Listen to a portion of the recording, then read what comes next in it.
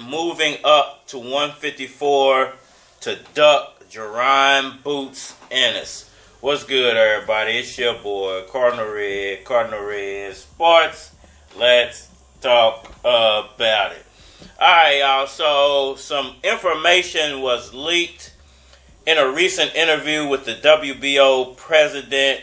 He has some pretty interesting things to say about Terence Bud Crawford's next moves and why he isn't fighting Jaron Boots Ennis. I just want to break all that down, give a good 1,200 nickels for anybody left. That will be a tough fight for Tszyu because Thurman can fight. On papers, you have to pick Tszyu on papers. But in boxing, anything can happen. But the winner of that fight have a tough cookie for his next mandatory. I can tell you, Crawford will be here next week, but we're going to talk about that fight.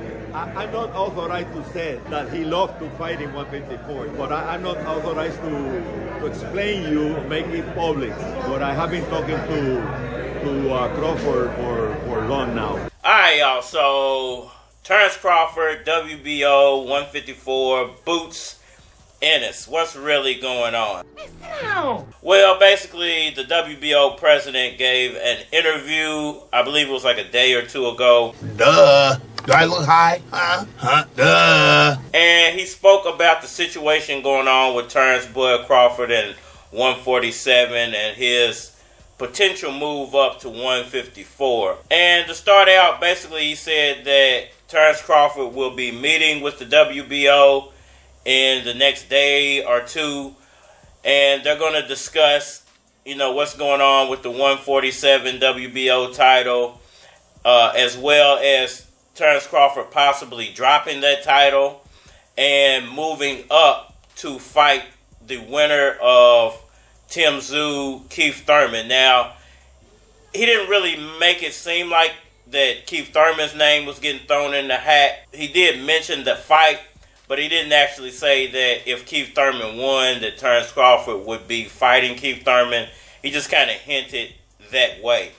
But he definitely said that there's a possibility that Terence Crawford could be fighting for the WBO 154 title. Now, he said that he couldn't really divulge all the information. Well, I ain't gonna say another thing. Try to help you, but you won't listen. So you're on your own, boy. But this is the conversation that's going on, and this is the conversation that he's going to have with Terence Crawford. Now, what's so interesting about that is, Terence Crawford could easily fight Boots Ennis. Now, I know everybody says, well, Boots isn't worth this, and Boots isn't worth that, and Boots isn't worth this and that and the third. But the problem with that is, that's the same thing that people were saying about Terence Crawford.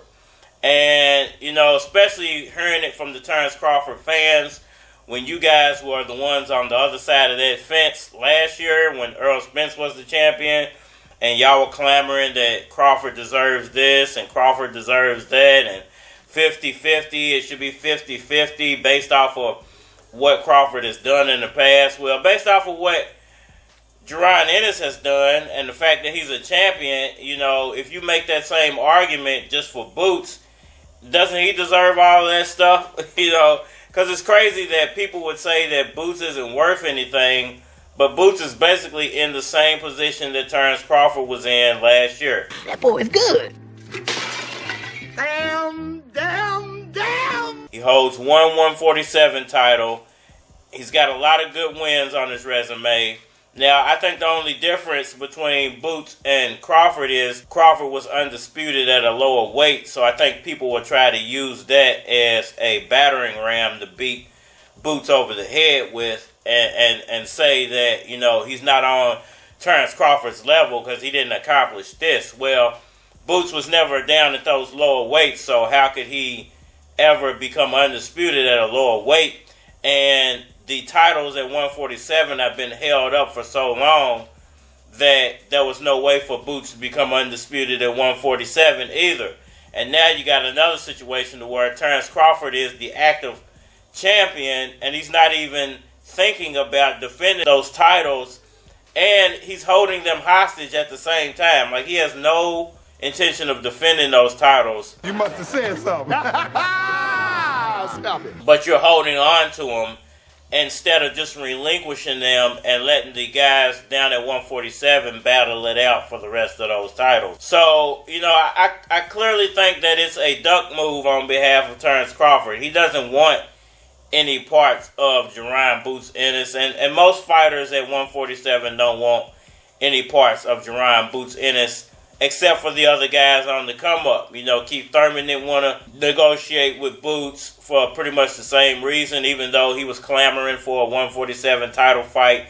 Boots becomes champion, all the talk stopped, you know, and Terence Crawford talking about he wants to become undisputed twice or 3 times or whatever. He could easily do it with one Boots fight and make serious history, really cement his name in the history books. But instead, you know, he feels like moving up to 154 and fighting Tim Tszyu is a bigger opportunity. But at the end of the day, look at it like this: if Terence Crawford beats Tim Tszyu, how much time does he really have left in his career? You know, and who else is he going to fight at 154? He's not going to fight Charlo. He refuses to fight Errol Spence Jr. You know, there's a couple of other names that he could take on at 154, maybe Keith Thurman. But if Keith Thurman gets beat, what's the point of Terence Crawford fighting Keith Thurman? If I ever tell you look like a struck match. Just a bunch of leftover fights up there at 154. So it really doesn't really make a lot of sense, him even moving to 154 pounds. If anything, finishing out his career at 147 would make the most sense, because he already holds those titles, and once again, he could easily become 3-time undisputed at 147.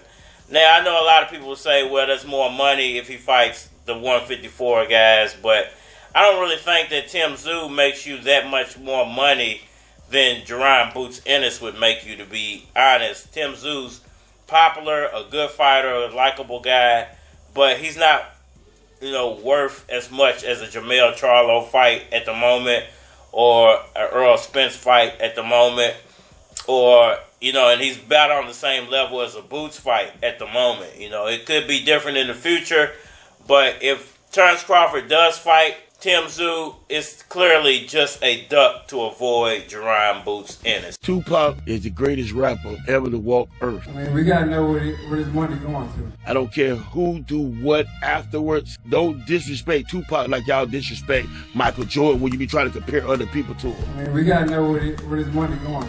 Don't disrespect Pac. Look for the second or the third best. I mean, we gotta know where his money going to. He was somebody that went through as much, if not the same shit I went through. I mean, we gotta know where his money going to. Pac is one of the best storytellers. Pac wasn't ashamed to dance, to do ballerina dance. I mean, we gotta know where his money going to. That take a real thug, and people don't understand what thug means. Oh, be disrespectful, disobedient, I mean, we gotta know where his money going to. and wear certain type of thing. Pac the first person I saw in a Versace shirt. Y'all let me know what y'all think about all that down in the comment section below. The like button for me, share, subscribe, holler at me on all social media platforms, Facebook, Instagram, YouTube, Twitter. But you're more than likely to get a response on the tubes or holler at me over there. If you want to collab or feature a product or your channel on my channel, in my Gmail, because it is a flock of cards at gmail.com. And we are mad. Cooler than the North Pole. Shorty, move your torso. Let your back porch roll. Louis skis is more so.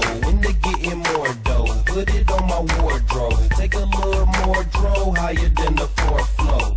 Got some fans, but I'm trying to let some more know. I'm the real deal. Y'all faking like the Giorno.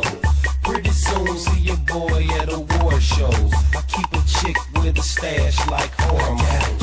Okay, I gotta get. Okay, I gotta get. Okay, I gotta get. Okay, I gotta get. I gotta get. I gotta get. I gotta get. I gotta get. I gotta get. I gotta get. I gotta get. Now break it down. Okay, now break it down. Okay, now break it down. Okay, now break it down.